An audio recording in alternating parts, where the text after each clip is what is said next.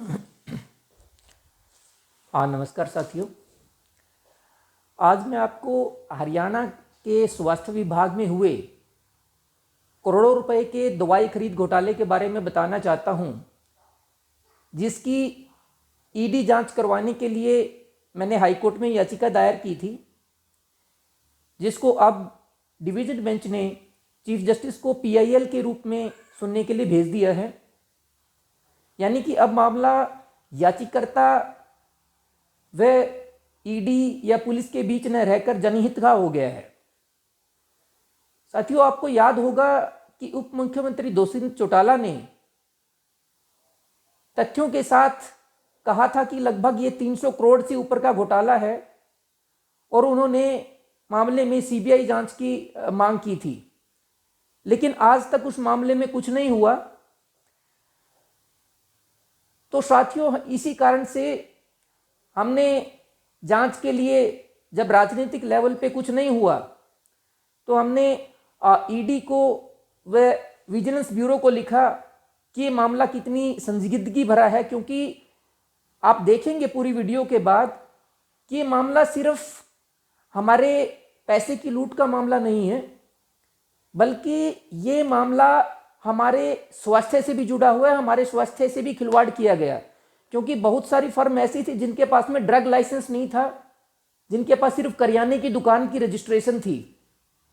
तो करियाने की दुकान का व्यापार करने वालों से दवाइयां खरीदी गई सरकारी अस्पतालों में मरीजों को देने के लिए।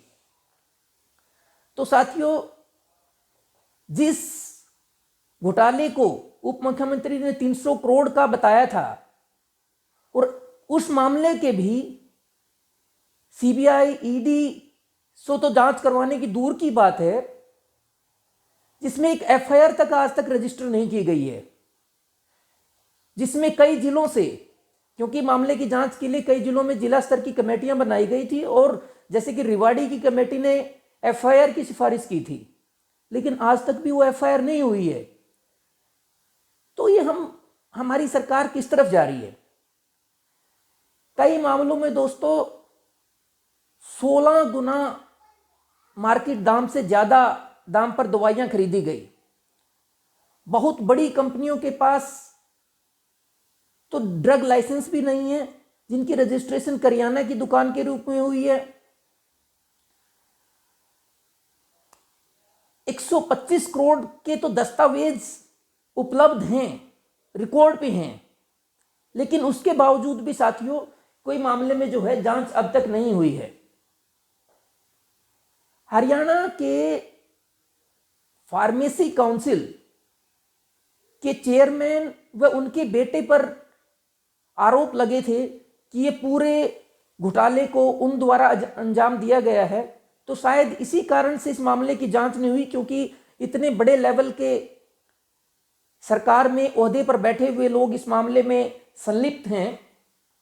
इस मामले में मुख्यमंत्री मनोहर लाल खट्टर ने भी कहा था कि हम जांच करवाएंगे, लेकिन आज तक जांच के नाम पे कुछ नहीं हुआ है। जांच छोड़िए, एक एफआईआर तक भी रजिस्टर नहीं हुई है, कि जो कि एक मिनिमम रिक्वायरमेंट होती है किसी मामले में जांच के लिए।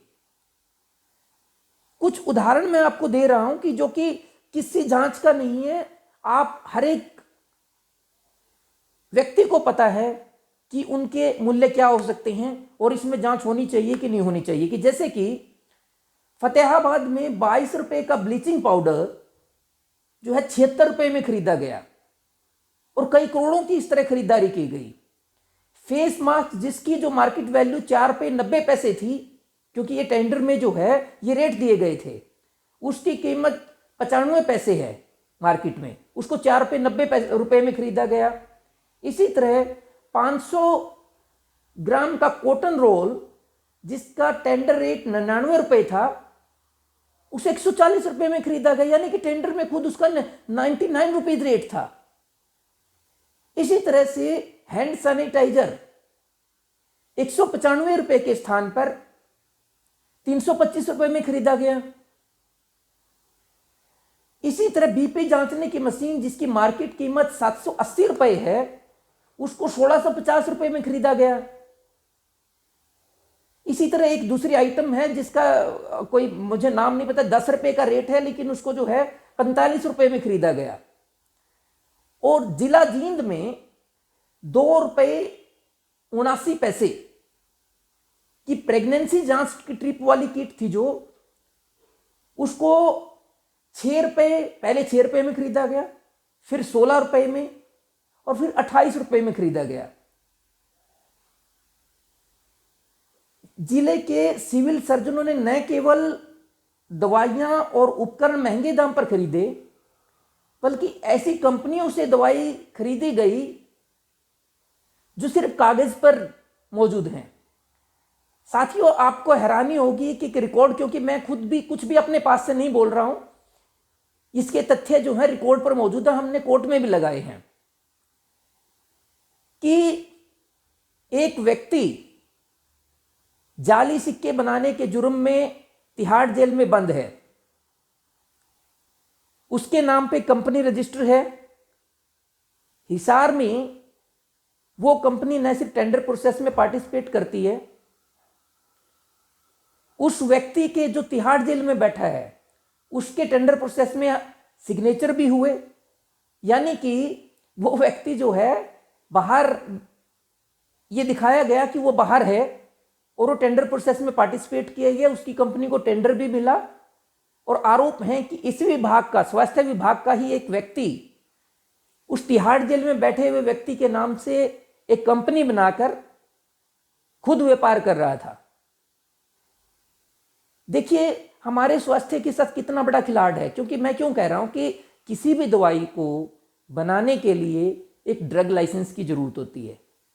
और आप देख के चलिए कि अगर किसी कंपनी के पास में ड्रग लाइसेंस ही नहीं है, तो जो दवाई हमें दी गई सरकार के द्वारा सरकारी अस्पतालों से, इस बात की क्या गारंटी है कि उसके मापदंड जो हैं वो सही थे।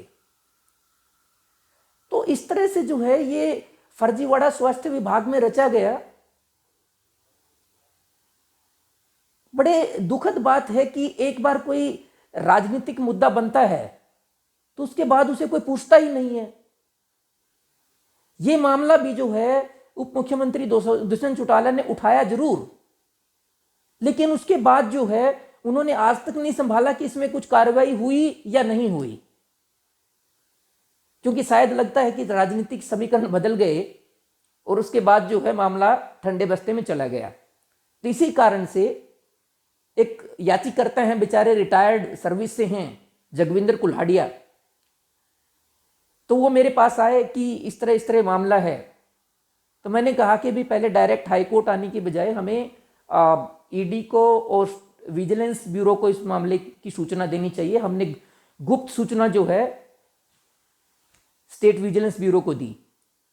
अब आपको बताता हूं कि कमाल की बात क्या हुई कि स्टेट विजिलेंस ब्यूरो ने हमारी जो एक सीक्रेट इंफॉर्मेशन थी घोटाले के बारे में, उसको जो है स्वास्थ्य विभाग के अधिकारियों के पास भेज दिया। और हो सकता है कि वही अधिकारी इस मामले में संलिप्त हों, क्योंकि जहां पे डायरेक्टर लेवल तक जो व्यक्ति स्वास्थ्य विभाग में पहुंचता है वो नीचे से सीएमओ लेवल से ही प्रमोशन होके ऊपर आते हैं। तो इस तरह से देखिए किस तरह कोई याचिकाकर्ता अपनी जान पे खेलकर पुलिस को कोई सूचना दे और उसको जो है, जो अक्यूज्ड बन सकते हैं किस केस में, जिन्होंने पूरा ये जो है घोटाला रचा, उन्हीं को सूचना लीक कर दी गई। उसके बाद जो है उससे भी आगे एक बात हुई कि मैंने legal notice state vigilance bureau को दिया। तो स्टेट विजिलेंस ब्यूरो ने भी जो है पोस्ट ऑफिस की तरह उस लीगल नोटिस को चीफ सेक्रेटरी को भेज दिया। वहां पे जाने के बाद फिर वो ठंडे बस्ते में चला गया। तो इससे आपको क्या लगता है कि ये मामला सिर्फ जो है अधिकारियों के स्तर तक ही सीमित है? क्या ये घोटाला जो है छोटे लेवल के अधिकारी हैं जो फार्मासिस्ट हैं, जिसमें क्योंकि नाम के फार्मासिस्ट का आया है इसमें, फार्मासिस्ट हैं, सीएमओ हैं, क्या उन्हीं तक सीमित है? क्योंकि अगर ये मामला उन तक सीमित होता तो ये मामला मुख्यमंत्री, स्वास्थ्य मंत्री, उप मुख्यमंत्री के संज्ञान में आने के बाद में इसकी जांच जरूर हो जानी चाहिए थी। मामले की सीबीआई ईडी जांच हो जानी चाहिए थी। लेकिन भ्रष्टाचार हरियाणा में एक चरम सीमा पर पहुंच गया है। सब कुछ पता होते हुए आप कुछ दे लो, हजारों, मेरे पास में बहुत सारे लोग आते हैं कि जी हमने हजारों कागजात जो हैं बिल्कुल जिसमें ब्लैक एंड व्हाइट में करप्शन दिखता है वो मुख्यमंत्री को दे दिए, उप मुख्यमंत्री को दे दिए, स्वास्थ्य मंत्री को दे दिए, लेकिन जी कुछ नहीं हो रहा है। इस मामले में भी ऐसा ही हो रहा है। तो साथियों, मेरा मकसद है कि मामले में जो है जानकारी लोगों के बीच बढ़े, जिससे कि लोग अवेयर के बाद ज़्यादा से ज़्यादा आवाज़ उठाएं, क्योंकि जब तक एक दो लोग आवाज़ उठाएंगे उससे फ़र्क नहीं पड़ता है। जब एक आम जनता मामले को उठाएगी, बहुत सारे लोग उठाएंगे, तो मेरा विश्वास है कि सिस्टम पे कुछ न कुछ जो है फ़र्क पड़ेगा। नहीं तो अदरवाइज़ इंडिविजुअल लोगों को जो है सरकार ऐसे ही दरकिनार करती रहेगी, क्योंकि उनको जो है शायद ऐसा लगता है कि हमारे सरकारों को कोई भी सरकार, मेरा मौजूदा सरकार से मतलब नहीं है, कोई भी पहले वाली आगे वाली, उनको लगता है कि शिकायत करते रहें, कंप्लेंट देते रहें तो ये लोग हमारा कुछ नहीं बिगाड़ पाएंगे। वोट के टाइम पे सब भूल जाते हैं कि क्या था मामला, क्या नहीं था। फिर जो है वोट जो है कुछ राजनीतिक समीकरणों के आधार पर दिया जाता है। तो साथियों, ज़्यादा से ज़्यादा लोगों के बीच में इन भ्रष्टाचार के बारे में ये जानकारी दें ताकि लोग अवेयर हो सकें, क्योंकि अवेयरनेस ही कुछ सिस्टम में सुधार कर सकती है। अवेयरनेस ही जो है शायद हमारे वोट की कीमत को कुछ जो है मायने दे सकती है। तो धन्यवाद साथियों।